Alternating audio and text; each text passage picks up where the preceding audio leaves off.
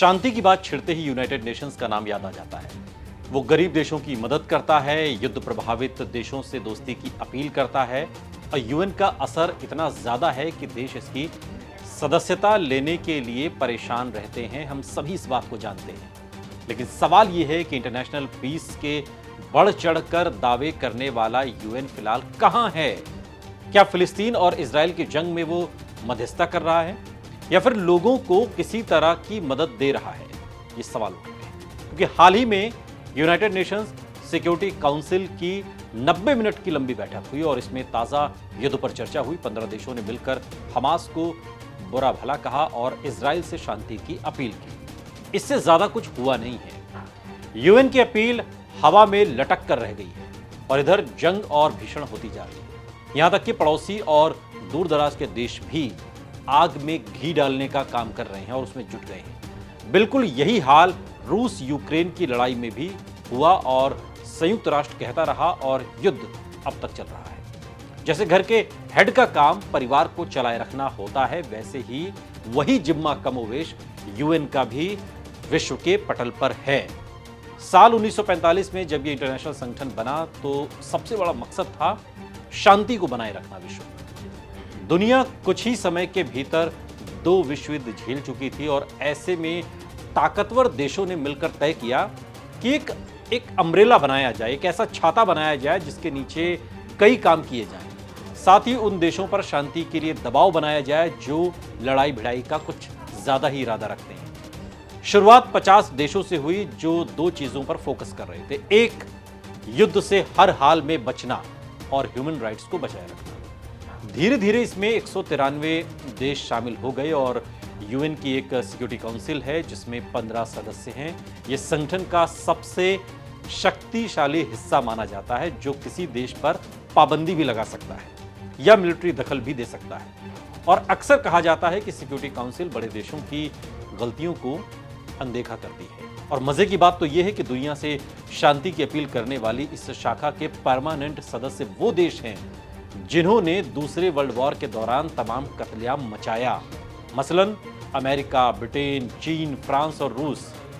इसका जवाब जानने के लिए आपको थोड़ा सा पीछे चलना होगा ताकि आप इस बात को समझ सकें और देख सकें कि क्या ये संगठन कभी युद्ध रुकवा सका है, जो इसका मूल काम, इसकी जो जड़ों में एक तरीके से व्याप्त है, जिसकी शुरुआत ही इस चीज से हुई थी। जवाब मिलेगा नहीं।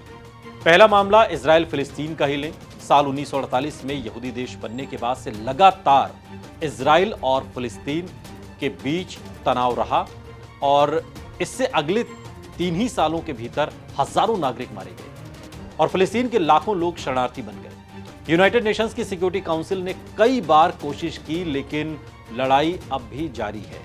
रूस और यूक्रेन के बीच भी इसने दखल देने की कोशिश की, लेकिन कोई फायदा नहीं हुआ।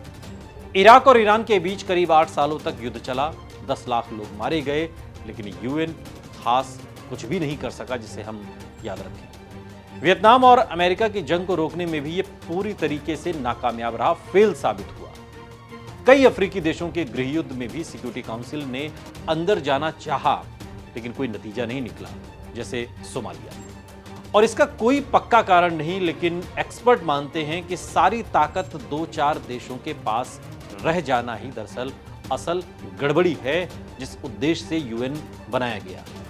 वर्तमान में अमेरिका, चीन, रूस, ब्रिटेन और फ्रांस को वीटो पावर मिला हुआ है और ये सभी देश अपनी अपनी तरह से यूएन को देख रहे हैं। सबके अपने अपने हित हैं।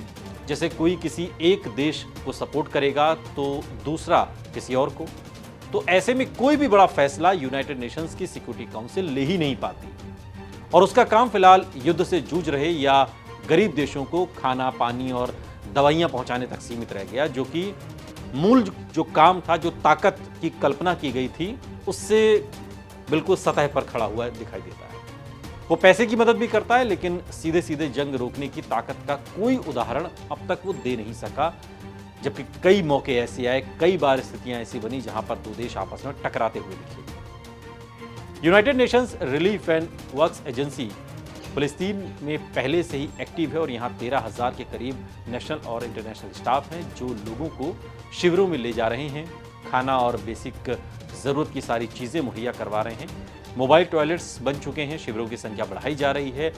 यूएन का पीस कीपिंग मिशन डरे हुए लोगों को बाहर निकालने में मदद कर रहा है और इसका दावा है कि इजराइल लेबनान बॉर्डर पर उसके लोग 24 घंटे काम कर रहे हैं। गुस्साए हुए इजराइल ने गाजा तक पहुंचने के लिए सारे रास्ते बंद कर दिए और इससे मानवाधिकार कार्यकर्ता और नई सप्लाई भी यहां पहुंच नहीं पा रहे। इस बीच यूएन की कई एजेंसियां और वर्ल्ड हेल्थ ऑर्गेनाइजेशन कोशिश कर रहे हैं कि मानवीय आधार पर एक कॉरिडोर बनाकर वहां तक मदद पहुंचाई जा सके और ये जानकारी यूएन की अपनी वेबसाइट पर भी दी गई है। संघ की ओर से अब तक शांति पर कोई आधिकारिक बयान नहीं आया।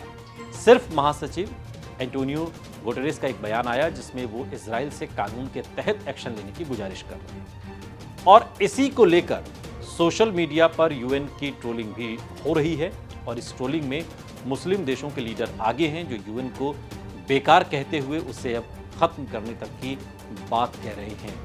यूएन को अब समझना होगा कि आखिर सही मायने में उसकी जिम्मेदारी क्या है और वो कर क्या रहा है।